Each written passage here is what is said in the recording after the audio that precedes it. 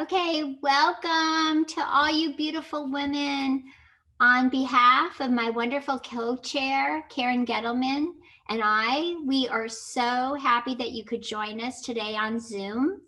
Such unprecedented times. Hopefully you are all safe and healthy. First of all, I'd like to extend some thank yous. First to our retreat chairs, Stephanie, Dana, Karen, and Darcy, for their hard work to make today possible. A special thank you to Dana and Stephanie for putting together all the treats and delivering them throughout the city. Also, we want to thank those ladies who helped deliver as well. We apologize if you signed up for the treat yesterday or for the retreat yesterday or today. Unfortunately, we were unable to deliver you a little candy bag treat. This is what they look like, though. They were very sweet.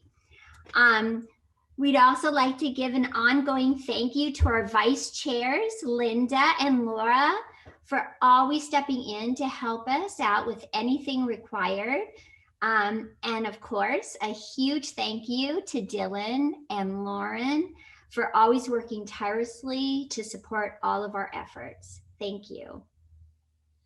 We appreciate your valued commitment to our SWWP, especially this past year. Your dedication, your support, your generosity were exemplary during such a year as this. I think none of us ever thought that the past year would unfold into the year we had. Although so different, we were all able to accomplish success with our events, such as our Shabbat experiences, our Pritzkers, and our Lion events. We were even able to fundraise successfully during a time that was so critical to raise money for our Jewish community, where so many of our more vulnerable people did not have food, shelter, or money. Thank you from the bottom of our hearts for your help to achieve that success when it was seriously needed. We really showed that we are a community and a sisterhood that bands together during the most difficult of times. And even with the many challenges this past year, we are so pleased that you will continue as leaders on our cabinet for this upcoming year. Thank you for doing this. Our theme for this year is Our Jewish Future. Our meeting today will be focused around this theme. Today's agenda highlights a broad array of topics, beginning with a PowerPoint reviewing our last year's events and financials. Jay Sanderson will speak to us about our 2021 theme, Our Jewish Future. Stephanie Carson, our special guest, will lead us in a meditation exercise, and then we will break out into committees so that we can brainstorm ideas for the upcoming year. Last but not least, we have a fun raffle with gifts from so many of our successful events this past year. Again, we want to thank you for continuing with your leadership and dedication to our SWWP cabinet. Honestly, you are so critical to making this year successful. And on behalf of Karen and I, it has been our honor to serve in our co-chair capacity together to support you and your heroic efforts. And now I would like to introduce Laura Ozer, our vice chair, who will share our Devar Torah that is especially meaningful for today. And Laura's been working on it. She finished last night at 2, or this morning at 2 in the morning. So thank you, Laura, for all your hard work. Good morning, everybody, and welcome. These times call on us to remind ourselves how resilient Jews are as a people. Resilience has been defined as a process of adapting well in the face of adversity, trauma, tragedy, and threats, the capacity to adapt to stressful circumstances and to bounce back. Harvard psychologist George Vaillant offers us the image that resilience can be understood as a twig with a fresh green living core, something that springs back from pressure and continues to grow. The capacity for resilience has been woven like thread through Jewish lives for thousands of years. One example of this is reflected in this week's Torah portion, Vayera. We are at the beginning of the Exodus story. Resilience in Judaism is ancient and manifested in the words of the Exodus narrative, a story that leads us from slavery to freedom. Moses and Aaron are bargaining with Pharaoh to release the Jewish people from bondage in Egypt. Liberation is central to the Bible and to Judaism. Judaism is built on the model of helping people to get on with living life in the face of adversity and tragedy, to live life not simply to survive, but to thrive. We tell ourselves the story of Exodus again and again to remind ourselves that in every generation, there will be great challenges, but there will also be great blessings. I would like to share another story of resilience, one of the Jewish community in Thessaloniki in northern Greece, and of one man in particular. It is believed that the first Jews arrived in Thessaloniki from Alexandria, Egypt, in the year 140 BC, establishing the first Jewish community in the city. During the 15th and 16th centuries, thousands of Sephardic Jews who had been expelled from Spain, Portugal, Italy, Sicily, and France, as well as refugees from North Africa, settled in Thessaloniki. By the year 1900, their numbers had grown to 80,000 out of a total population of 173,000 Jewish people. Life in Thessaloniki flourished spiritually and commercially and developed into an important center for the study of Torah. Historically, it had been the largest Jewish community in Greece, and it was vibrant and full of life. 60,000 Jews were in Thessaloniki at the outbreak of World War II. Greece was invaded and occupied by the Germans in April of 1941, and Thessaloniki found itself in the occupation zone. In March of 1943, deportations to Poland, mostly to Auschwitz-Birkenau, began. By August 2nd of that year, 56,000 Jews had been deported. 96% of the Jews of Thessaloniki perished. No more than 1,950 would return. The Borla family was among the survivors who returned to Thessaloniki after the war. In 1961, a son was born, and they named him Albert. At the age of 34, he left Thessaloniki with his wife to join Pfizer Europe, working in several positions, including group president of Pfizer's Global Vaccines Division. Eventually, he moved to New York, and after working for Pfizer for 25 years, he became CEO on January 1st, 2019, ultimately leading the company's efforts to develop a vaccine to fight COVID-19. The quest for a vaccine that will save the lives of millions of people around the world was led by a Jew, the son of Holocaust survivors from Thessaloniki. Just as Moses led the Jewish people to freedom from the tyranny of Pharaoh in Egypt, Albert Bourla led the charge to a vaccine which will triumph over COVID-19. His history reflects the horror and tyranny of the Holocaust and ultimately the Greek Jewish community's ability to sustain and grow against overpowering odds. Bourla is a symbol of this renewal. It is a renewal of a people not only resilient, but passionate and strong, as anyone who was on the last women's mission to Greece and Israel witnessed firsthand when we visited the Jewish community in Athens, most of whose families were originally from Thessaloniki. The Bourla family legacy is a story of crisis and renewal, a story we see reflected over and over throughout Jewish history. There are parallels that can be drawn between the Exodus story, the Greek Holocaust story, and the story of the pandemic, as they are all stories of this crisis and renewal, stories of resilience. Gratitude, community, and hope are the tools which form the backbone of Jewish resilience, the tools which get us through. Rabbi David Hartman defines realistic hope as the courage to bear human responsibility and accept the burden of living and building within the context of uncertainty. The days we are currently living through are truly days of uncertainty. Hope is about believing that we can hold on to the burden of the moment to survive. Throughout history, Judaism has reflected the resilience of the human spirit. Jews have experienced repeated trauma, and we have not only survived, but we have found pathways towards repair. I would now like to hand the meeting back over to Wendy and Karen.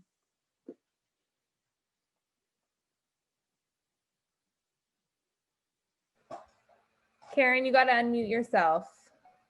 There we go. Sorry. Thank you, Laura, for sharing that exquisite Devar and for sharing that incredible story of resilience and hope with all of us. I think we are all very appreciative of Bourla and how he rose to the occasion following his family strife. So now if Dylan will put up the PowerPoint, we're now going to take a 2020 look back and see why Wendy and I are so proud of what this cabinet accomplished over the past year. Bottom line is the pandemic did not stop us. In fact, it charged us up.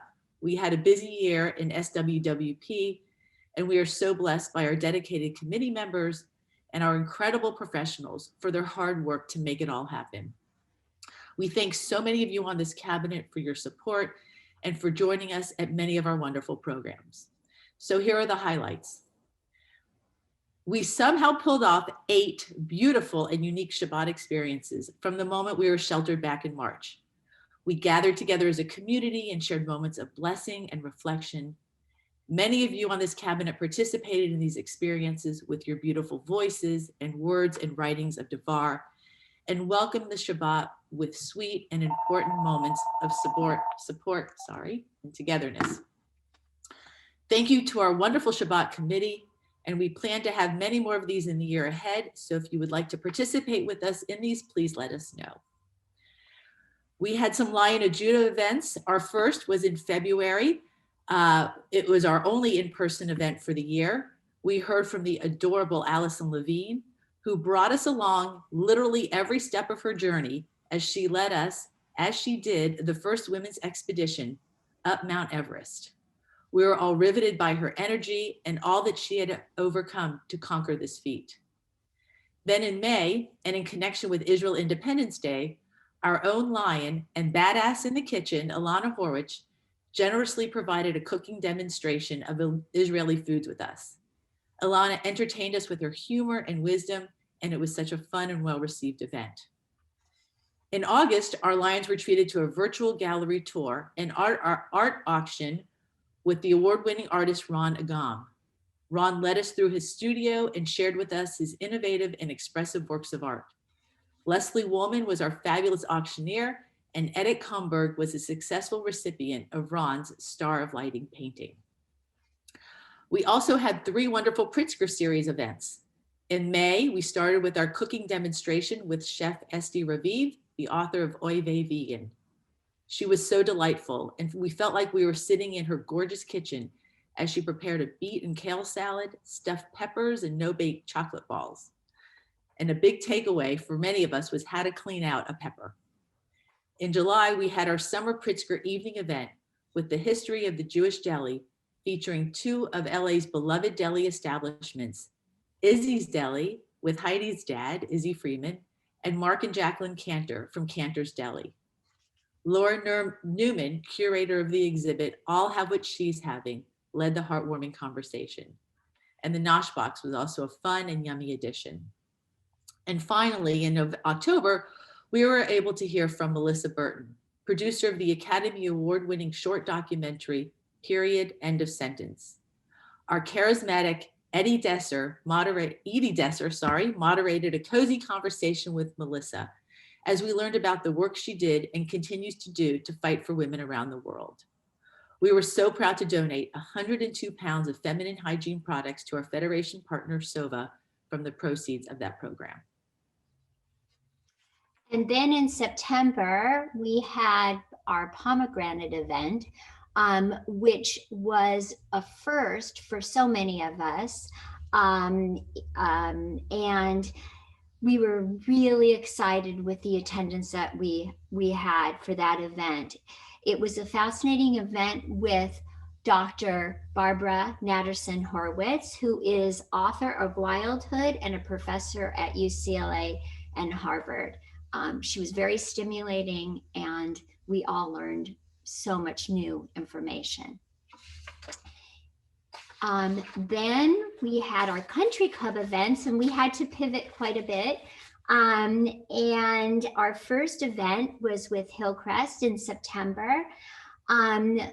We had a women's cocktail hour where our wonderful Alana Horwich again shared making a special cocktail and a appetizer, which we all enjoyed. And we toasted our beautiful Nancy Lushing, who is and was our 2020 Sylvia honoree, which is the first time ever that we're honoring Sylvia honoree. And then in November we had, and then in addition we had we were part of the intimate conversation with Mayor Garcetti, which he brought us up to speed on COVID. And then in November with Brentwood, we had a men and women's play day, which was very exciting. And that was tennis and golf. And then during the evening, Jane and Mark Wilf were the spokespeople. And we toasted for the first time a Jackie honoree, which was Martha Burkett, which was also another beautiful event. And then in November, we had our LCAB event, which was also co-ed. And it was a virtual wine tasting with the Honig wines. And we toasted to Amy Mazer, who is our 2020 Gold honoree. So that was all our country club events, and now our emerging SWWP events. We had in May the relationships in the age of coronavirus, and we were very fortunate because we utilized our very own emerging leaders, Dr. Jess Carbino and Dr. Shirley Packman and Kimberly Roth, and it was all moderated by our Debbie Grayboff. And it was very interesting to get all perspectives about the coronavirus from these ladies. And then in October, we had our multicultural Sukkot cooking demo, and we had Penny Davidi and Natasha Feldman and the Sephardic Spice Girls, and they made some delicious dishes for us to all enjoy. We also had other events in SWWP. In July, as part of our Federation's virtual Israel series, Escape to Israel, we hosted a breakout session with Deputy Director General Oshra Friedman from Israel. She is an inspiring leader who spoke about the Ethiopian Israeli community and other issues relating to racial justice and women's empowerment. Needless to say, in July, this conversation was highly insightful and timely. In August, we collaborated with the Federation's Community Engagement Initiative, celebrating women's equality with the 100-year anniversary of women's suffrage. That conversation featured our own, the Honorable Joy Pikus, as well as the Honorable Jane Harmon and Assembly Member Laura Friedman, who shared with us their leadership journeys and their roles as women in civic Los Angeles. In November, we brought out a strong and mighty team again this year in the annual Tour de Summer camps. Many of us on SWWP participated in the spin class held for us that day, and Rana Elbes refueled all team participants with her delicious, healthy muffins. In December, we hosted cocktails and conversation with our leadership advisors. Becky Sobelman Stern led this high-level conversation about Federation's important work. Also in December, we hosted 2 Zoom tea parties, honoring our past Doris Factor and Rita Resnikoff Award recipients. We postponed our signature event in 2020, but maintained the tradition by creating an opportunity for our past honorees to come together and celebrate one another. They were wonderful and moving. We shared special moments, shed some tears, and enjoyed some delicious treats. Okay, so now I will share some campaign financials. So thank you first off to all of you for your generosity and support and your hard work during this campaign. We all worked really hard to really support our efforts. So the calculation of 2020 campaign numbers is nearly complete. We will know precise numbers in a couple weeks. As of now, I'm proud to share that the Federation's annual giving last year totaled well over $49 million, an increase of over 3%. These funds included funds raised for the work we knew at the beginning of the work we needed to do, and nearly $5 million raised to help us respond to the community's expanded needs caused by the pandemic.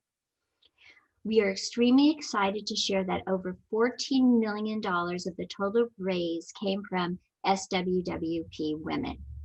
Yay, congratulations.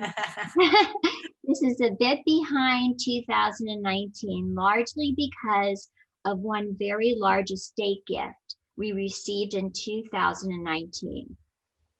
To raise $14 million despite the many challenges of 2020 is an impressive accomplishment.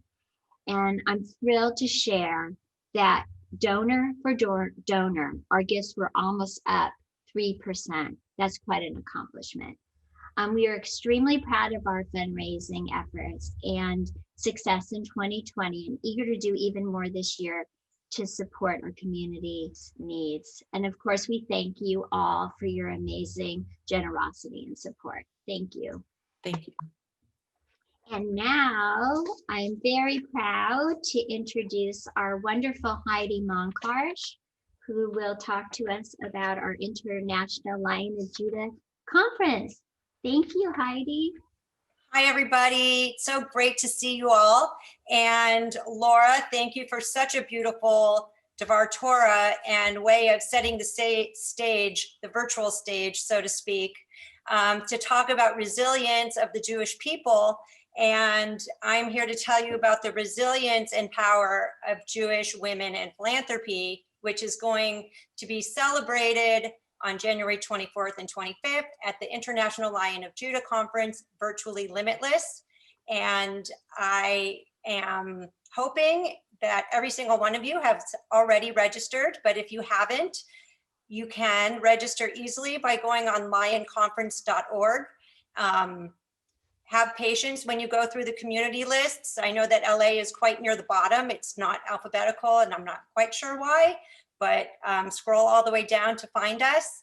And the best part about the virtual conference, in addition to not having to travel and fight for seats and get dressed up, is that we're able to really include everyone, meaning we're including our female family, sisters, nieces, in-laws, daughters, friends, and we're also specifically including the young adult emerging philanthropists in our communities that are our up and coming leaders to show them the power of women's philanthropy and the pride of being a lion. So there's no cost to register. There's no commitment. Please invite forward the Evite to your friends to show them what we are doing as women philanthropists and how we're making our mark in the world. They're all included with no obligation. So the big message to you today is recruit, recruit, recruit. And I'm really excited for you to know that it will be the first time that a Lion Conference will be gathering women from every one of the 146 federations across the country. In addition to women in Israel, South Africa, Australia, Colombia, I won't list all the countries, but from about 10 countries around the world as well, which is just so exciting. And if you have already registered, still go to lionconference.org and click on the program drop-down menu, and you'll see the fabulous program that's planned. You'll see the speakers. We're so proud that we have quite a few women from Los Angeles, some rabbis, some cantors that are going to be presenting and singing. It's going to be a celebration. It's going to be informational. It's going to be motivational. And it's going to be an incredible way to connect at a time when nothing will stop us from coming together. Thanks.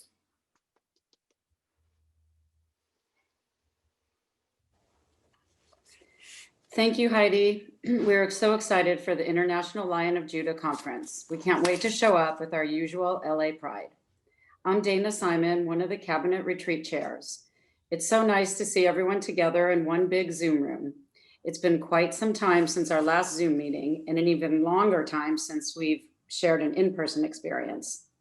Through the many twists and turns that 2020 threw our way, I personally have remained grateful for the Sylvia Weisz Women's Philanthropy community that has kept us strong and connected to one another. As we reflect on the past several months and look forward to the future, we are reminded of the true power of our community. In a few minutes, we're going to break out into small groups to briefly share our takeaways from 2020 and what we plan to do in 2021 with that personal growth and newfound knowledge.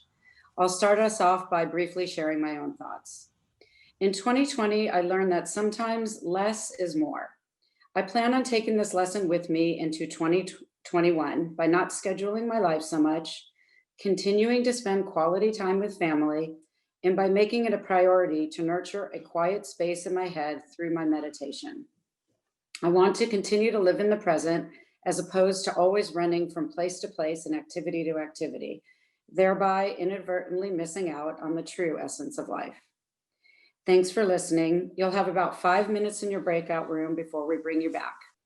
Welcome back. With these lessons learned, many of us move into 2020 with newfound grace, patience, and forgiveness. We look to the future and think of how we can build a brighter tomorrow for our loved ones. It's my pleasure to introduce Federation's President and CEO, Jay Sanderson, who will share some wisdom about 2020 and how the Federation is looking into the Jewish future in 2021. But first, we're going to have a short video to set the stage. Thank you.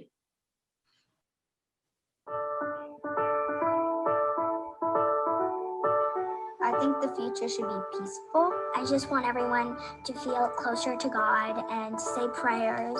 I want to grow up in a world where there are no enemies to the Jewish people. It's a really close community, so a lot of people know other people, and I kind of want it to be the same way in the future.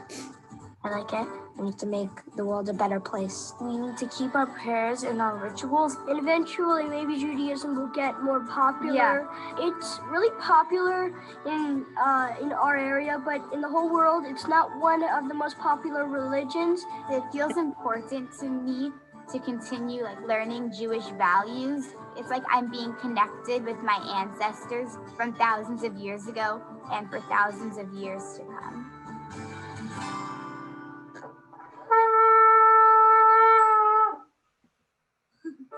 I want my kids to be Jewish. I want them to live by Jewish traditions. I do want to marry someone who is Jewish. Well, I guess I want to marry somebody Jewish. Well, I'll try if I can find one. I don't know. It's really a nice feeling to know that, even though I didn't know my ancestors, my great-grandparents, I did some things that they may have done to God me. And we don't want just some people to survive. We want everyone to have a good life. This is a huge job. You need to make your place in the world. You were there and you did something to make a difference. I think it's important that in the future we're together, we keep growing, we don't let anybody tell us how we should be or what we should do. Just be ourselves and keep Judaism alive.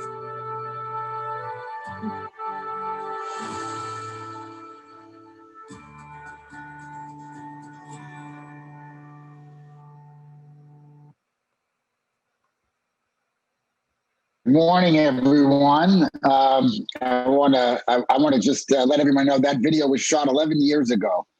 In the world that we're living in now, where we're focused on making sure we're open to Jews of color, I just want to remind everybody this was done with day school kids 11 years ago, so it's not a current video. I want to start my remarks with deep gratitude. First of all, to Wendy and Karen for their extraordinary leadership, especially during the crises. And I want to also thank Heidi Monkarsh for her national leadership, Orna Woolens as our current campaign chair, and all the current and past leaders on this call. It makes me very happy to see Annette Shapiro and Sharon Glazer and Terry Slook and many women who have led this community admirably for decades and made my job so much easier. 2020 was a year none of us expected, but I think a year that we did our greatest work as a federation. I've received more input, more thanks from rabbis, heads of schools, heads of Jewish institutions and camps than I have for the entire time I've been in this job. And that's because the Federation led this community admirably, as we have for over 103 or 4 years. We do well in crises because we are there for everybody 365 days a year, 24/7.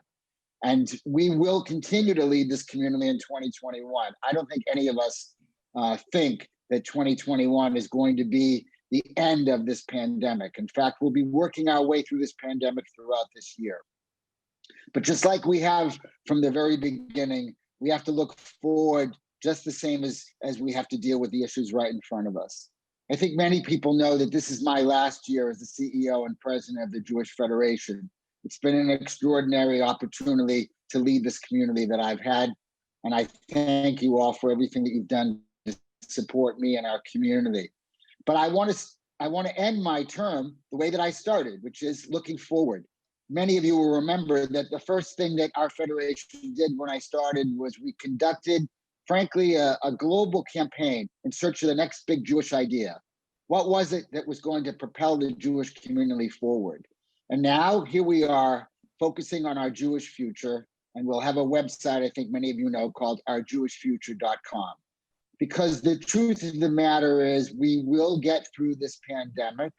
The truth of the matter is our community is suffering and will continue to suffer for many years to come. But we have to look at what we want this Jewish community to look like for our children and our grandchildren, for the new grandchild Ellen Silverman just had in the last week or so.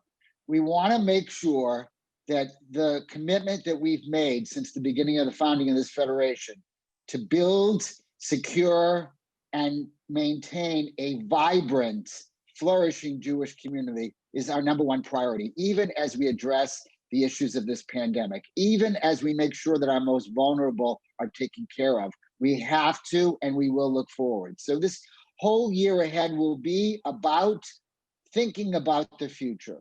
Our programming will reflect that across the Federation. Every single part of the Federation, whether it's the real estate division or this part of our Federation or our programming areas, are not just going to be dealing with what's happening today or tomorrow even, but how we want to look at the Jewish community for the next decade. It's important to me to make sure that our Federation is as strong as possible for the person who will succeed me. And it's important for me to know that the work that I've done for these past 11 years is not just about today, but it's about the future. So I hope that all of you will join me in the excitement of looking forward, even as we are still digging ourselves out of this pandemic, even as we are still stuck at home. I was struck early this morning on a call I had with Israel. My days start even earlier in this pandemic than they did before, and they end even later. And this morning, even though Israel is doing this great work, and even though everybody's getting the vaccine faster than we're getting it, they are on a lockdown right now. And they are still trying to figure out what's going to happen as they start to vaccinate everybody and what Israel will look like. And we're going to have to do the same thing for our Jewish community.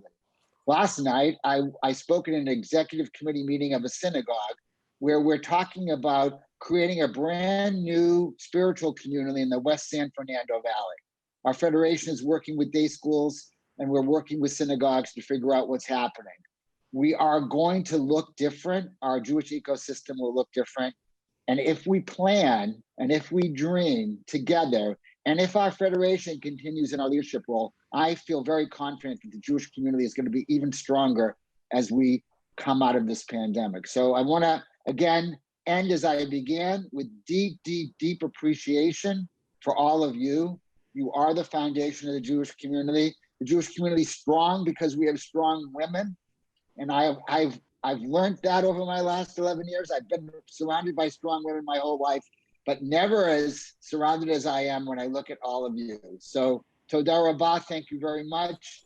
I'm around. I will be working harder in my last year than I did in any of my previous years. I'm available to any of you if you have any thoughts, frankly, even any criticisms.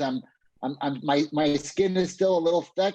It will be a little thick. You won't be able to say anything to me at the end of next year. I'll be a private citizen, but I will never lose my love and commitment for the Jewish people and for the Jewish Federation of Greater Los Angeles, because frankly, you have given me that strength and you have given me that support. So thank you all very much. And I hope that we continue to work together as closely this year as we have over the last 11. you get the newspaper, Lovey? Thank you so much. I'm on a Zoom. Thank you very much, Jay. We love working with you and appreciate your dedication and passion. I'd like to take this time to just introduce my friend Stephanie Carson. Stephanie is a meditation and breathwork teacher, intuitive healer, and Reiki practitioner. It is especially fitting to have Stephanie join us today, as one of her first jobs out of college was in the women's division of SWWP in Chicago. After years as a Fortune 500 marketing executive, Stephanie decided to take on that title of head air traffic controller for her family and leave the corporate world behind. Between the chaos of raising 3 kids and the juggle of balancing everyday life, she found herself struggling to be the best version of herself. To battle stress, she found meditation and quickly noticed significant shifts in her life. And then she watched as the changes within herself rippled outward to her family and friends. These experiences she witnessed were so transformative that she felt the calling to become a certified meditation teacher, breathwork facilitator, and intuitive healer to help others find their own inner peace. Stephanie's philosophy is to make meditation easy and accessible. She draws upon her real-life experience and a specialized blend of training to create a bespoke practice for each person's present needs and lifestyle. Stephanie sees clients privately in Los Angeles and works with clients remotely across the country. She teaches breathwork weekly at Unplugged Meditation in Santa Monica, the world's first meditation studio, and facilitates group meditation and breathwork sessions at conferences and corporate retreats. It is my honor and pleasure to introduce my dear friend, Stephanie Carson. Thank you, Stephanie, for being here. Hi, thanks, Linda. Thanks so much. Good morning, everyone. Thank you for having me. This is such an honor to be able to be part of this. It is kind of coming full circle, as I did start at Federation, and thanks to Linda, I've been able to join the Lions here in Los Angeles. So I wanted to take a few moments to speak to you about meditation, because I know there's a lot of misconceptions about meditation. People think that you need to like sit with your hands like this in lotus position and be a vegan for hours to get the benefits of meditation. And that's really not true. I'm sure if I was to ask many of you if you believe you could meditate, you would say there's no way, like there's just no way I can meditate. And those people are my favorite types of clients, because I believe everyone can meditate. So we are going to drop into a short, brief meditation in a few moments. So if you do have phones or anything around you that might distract you, just for a few moments, if you could put do not disturb on, or at least turn off your ringers, and maybe Dylan, we could just make sure everyone's muted just to not disrupt everybody. That would be great. So the science behind meditation is overwhelming. And today there's so much data that I could share with you, but I really wanted to just focus, because I know the theme of today, as Dylan shared with me, is gratitude. So I wanted to share a little bit and focus our meditation and time together today on gratitude. So when we're meditating, the goal is to just drop into the present moment, to not think about the past and to not focus on the future, but really just to focus in on this present moment. And we do that by focusing on our breath. And one of the beautiful things about gratitude, in fact, I have in my office a sign that says, if you want to find happiness, find gratitude. And so what I love about your focus today on gratitude is that there's been a number of studies that have shown bringing gratitude into your life helps to affect the reward center of your brain. So it could have as much effect in terms of satisfying your system as eating sugar. So gratitude helps to nourish our limbic system, and it helps to regulate stress and digestion and to help bring us happiness. So what we're going to do today is we are going to drop into a brief meditation. I know you guys, we don't have a lot of time, so it's going to be really short. I promise for those that believe they can't meditate, I will be walking you through step by step. So just try it. The biggest misconception about meditation is that I've found is that people think they're supposed to go from a thinking mind to complete non-thinking, which is really challenging for anyone to do. On average, we have 60 to 80,000 thoughts a day. You're not going to go from a really active, busy mind to complete silence. So the idea is to slowly drop in. If you think of a pool with water, at the top of the pool, you see the choppy water moving. And then at the bottom, that's where there's stillness and silence. So in our meditation practice today, we're going to take a few moments and we're going to start up here in the chop. And some of you may just stay here with like a monkey mind thinking the whole time, like, when is this over? How much time? Do I get to eat lunch? Should I return that phone call? And then some are going to be able to drop in a little bit, and some are going to kind of do this dive. And all of that is fine. It's a practice. So I invite you to take a moment and just try it today and see how it feels. So find a comfortable place where you can just settle in. You can sit down, you can lay down, whatever's comfortable for you, but just get comfortable. The worst thing to do in a meditation practice is have a mantra going through your head of my foot's falling asleep or I'm uncomfortable. You just want to get comfortable. So find some place where you can just get comfortable and gently close your eyes. And just settle back. This is going to be short, I promise. And just let's drop into this present moment. So just start to settle by noticing your breath. Don't try and control it. Don't try and force it, but probably for the first time today, just notice your breath. Something that we do unconsciously for all hours of our day. Just start to notice what it feels like to bring the air in through your nose and either out through your nose or out through your mouth. You might notice there's a coolness to the air that you're bringing in and a little bit of warmth to the air that you're bringing out. And just start to connect to your body, witnessing yourself in this present moment. Start to relax your shoulders down away from your ears. Start to soften your jaw. Start to notice any sensations you might be feeling in your fingertips. And just let your breath start to get a little bit slower, a little more gentle. If you're sitting, start to feel your feet touching the ground. Your sit bones on the chair grounding you down. And just start to slow down. And at any point, if you drift away, just slowly bring yourself back with no judgment, no attachment to the other thoughts, just bringing yourself gently back. And then you can place one hand on your belly and one hand over your heart. And just feel your body as it connects to the breath. Notice the rise and fall of your chest and your belly with each inhale and with each exhale.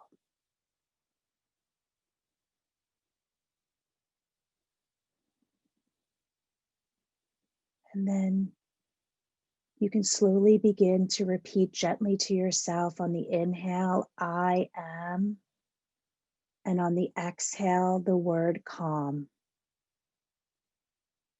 I am calm. I am calm. And just start to notice how your breath automatically starts to slow down. And just take this for 1 or 2 more rounds, slowing your system down, noticing what it means to be fully present in this moment.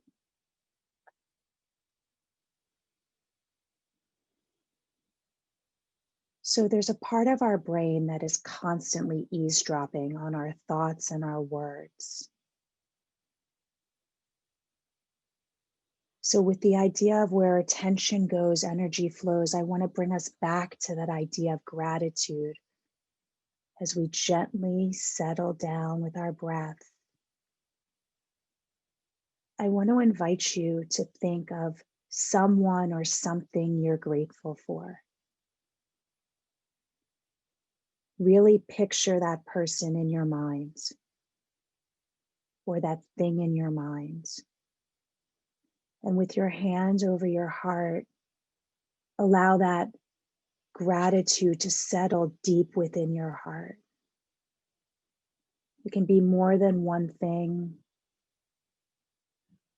but just notice what rises to the surface from this place of deep connection.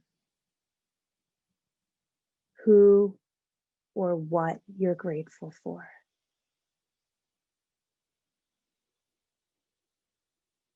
And just take one more moment to allow that feeling of gratitude to settle deep within you. Allow your hands to settle down into your lap. Gently take one more deep inhale in through your nose. Exhale fully out through your mouth. And just notice how you feel right now.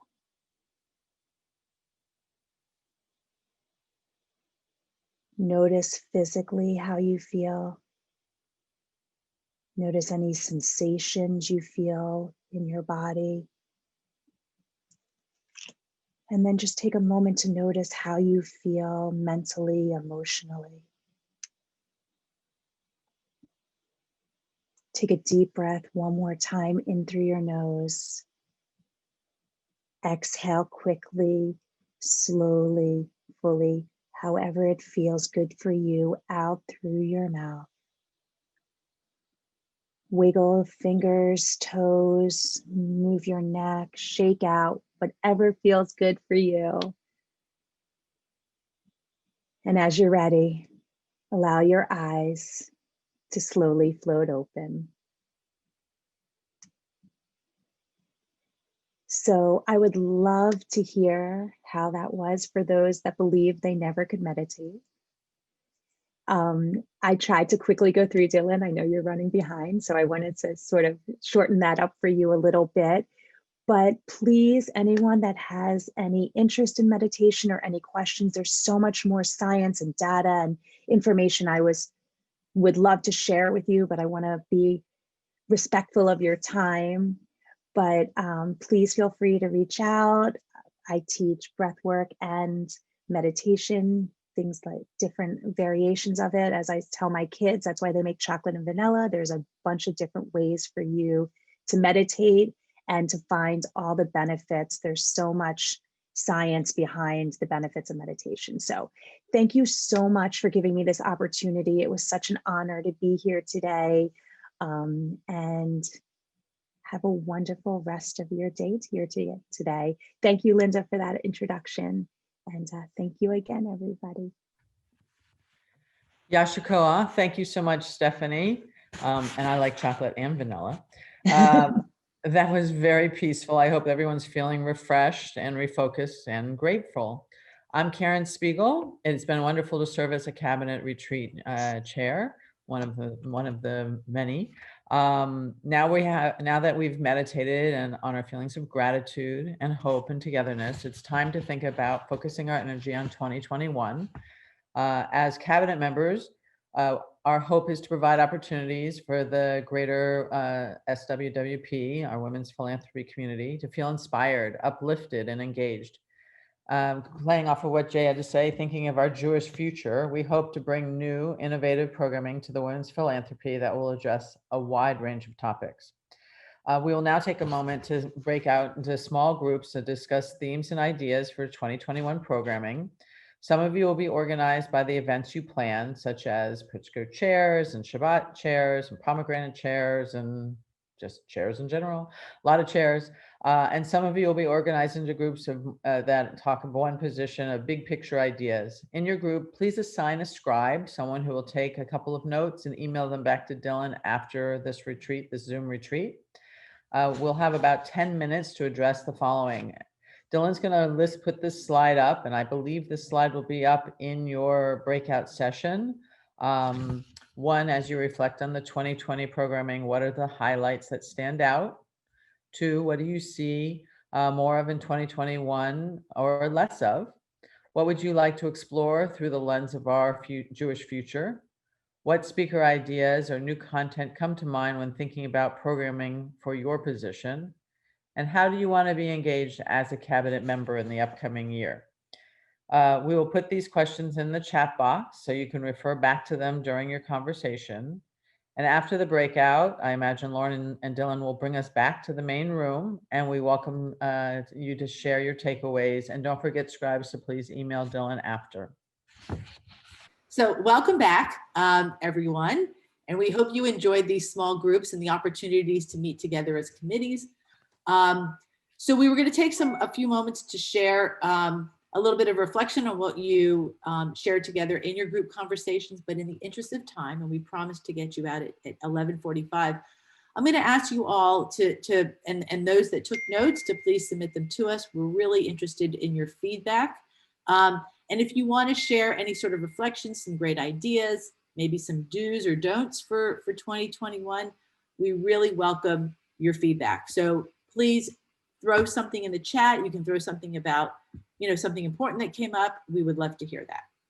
So, and now I'm going to move on. As we were reflecting back on the year, I'm going to turn it over to another retreat co-chair, Darcy Silver, and she is going to lead us in a fun surprise before we have our good and welfare. So Darcy. Hi, everybody. Thanks for being here this morning and providing us with valuable insight and feedback.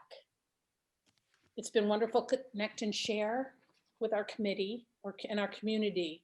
We're going to close this retreat with a fun surprise as we reflect on all the incredible accomplishments from 2020.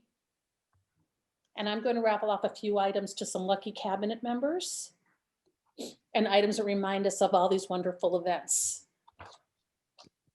So the first one, Karen's going to hold it up, is a copy of On the Edge by our incredible Lion of Judah speaker, Allison Levine.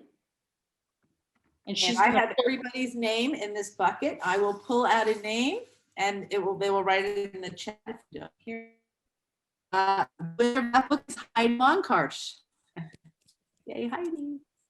Yay. Okay. Okay, second one is a copy of Elena Horwich's meal and spiel that we cooked a few times with in 2020. And the winner of that book is Debbie Graboff. Hey, Debbie. You need to be more like Vanna, Dylan. Come on. Working on it. The third one, a copy of Wildhood by Barbara Natterson Horowitz, who was our incredible pomegranate speaker. And that is, sorry, I had two. Ronnie Stabler. Yay.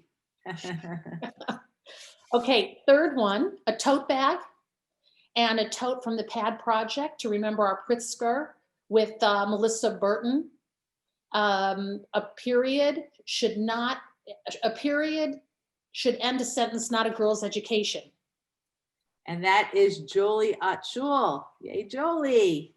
Yay. Okay. Fifth one, a copy of Oy Vey Vegan, the cookbook by our Pritzker speaker, Esti Raviv.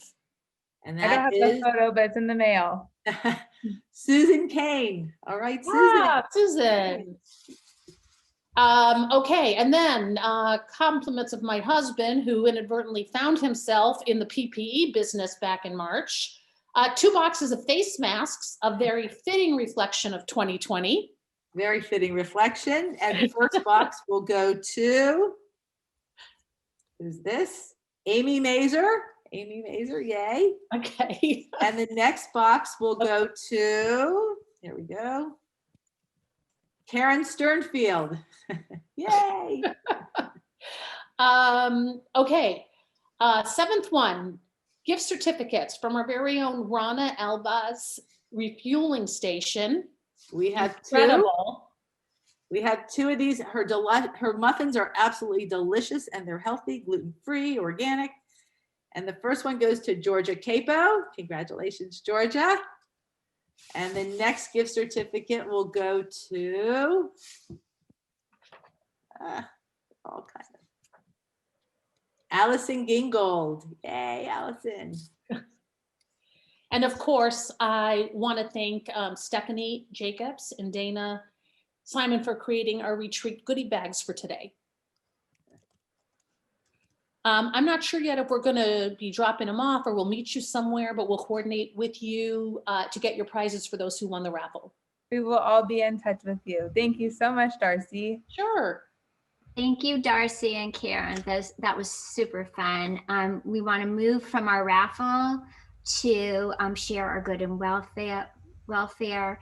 This has been a very difficult year for so many reasons, and we'd like to especially acknowledge those that have passed since our last cabinet meeting. We extend our deepest condolences to Allison Gingold on the loss of her husband, Randy Gingold, Dorothy Gorin on the passing of her sister, B. Liz, Sharon Glazer on the passing of her good friend, Marilyn Brown, and also to Sharon Glazer on the passing of her sister, Michelle Elkind, to Kathy Mangle on the passing of her mother, Louise Lasnick, to Debbie Priel on the passing of her mother-in-law, Sarah Priel, to Laura Cohen on the passing of her mother, Annette Lee, to Lori Cohen on the passing of her mom, Lee Gann, Janie Zimmer on the passing of her mother, Beatrice Feldman Littman, to Serena Clemis on the passing of her father, Max Ball, and also to Serena Clemis on the passing of her father-in-law, Marv Clemis. And then we have some very beautiful moments to celebrate. And we want to give a big mazel tov to Judy Rosen on the birth of her granddaughter, Sophia Rose Sugarman, to Gail Newsom on the birth of her granddaughter, Everly Greer Drabinski Newsom, Janine Kolodny on the birth of her granddaughter, Chloe Eden, Karen Freeman and Judy Newsonblatt on the marriage of their children, Jill and Brian Freeman, Lori Freeman on the birth of her granddaughter, Harper Rose Freeman, Heidi Monkarsh and Debbie Benarin on the birth of their grandson, Jagger Zaid Benarin, Debbie Grayboff on the birth of her grandson, Lane Henry Glick, Jan Field on the birth of her granddaughter, Dylan Mackenzie Field, and Ellen Silverman on the birth of her granddaughter, Shay Birdie Del Valle. So beautiful. Does anyone else have any additional good and welfare that we might have left off? Please let us know. No? Elisa Rubin, would you just share maybe about the vaccine? Okay, so I heard yesterday, I guess Ralph's has started giving vaccinations to anyone over 65. And you can, so I started alerting everybody. You go on their website, look for, I guess I'll type it in, but it's, I Googled Ralph's vaccination. It's Ralph's or Kroger's for anyone who's out of state. Go on the website, and the trick is you put in your zip code. The trick is when it, on the list of category of vaccinations, do not do the 65 plus, do all vaccinations. And click on that, you'll see the COVID vaccination. Now, my understanding is that they are really booked out now for quite a while, but if you just keep trying all different permutations of stores that offer it and different times, and you have to fill out 2 pages of information and by the time you do that, the time slot that you selected is already gone, but it'll store that. So then you can go back and keep punching in. And with a lot of patience, I was able to get one for my mom, and I hope everybody else, I hope it works. Late at night, last night, late at night, midnight, you could get through some. It's hit and miss. Yeah, it's hit and miss. It's crashing a lot. You know, word has gotten out, but they're there. I also looked up CVS, Walgreens, and CVS, Walgreens, and pavilions apparently are not, they're ramping up. They're not there yet. I think pavilions, you can get your name on a wait list, it said. So just to let you know, if you have any questions, give me a call. Thank you, Elisa, so much. Thank you. Thank you. Thank you, Elisa. And again, thank you all for joining us, for indulging us, running a little bit late, not too bad. You will get follow-up emails with all the links for all of our upcoming programming. Also, please remember to sign up and join our Pride at the Lion of Judah conference. It's open to everyone. It's a wonderful experience. It's always an incredible conference. There's no cost and no commitment. And of course, attending will support the stellar work of our dear Heidi. So we hope to see you there, which is starts next Sunday. So don't forget to sign up. Thanks to all of you for planning and bringing this to us. It was a delightful morning. Thank you very Thank you. Thank you so much. Thank you. It was wonderful having you all. Thank you again to our incredible retreat co-chairs, Kol HaChavod, on a wonderful day. And thank you to Dylan and Lauren and the Federation professionals that helped us get this day. Thank you all. It was amazing. Really nice. Thank you for joining us. Lots of love. Be safe and be healthy. Yes. Bye, everybody. Bye. Thank you. Bye. Thank you. Have great days.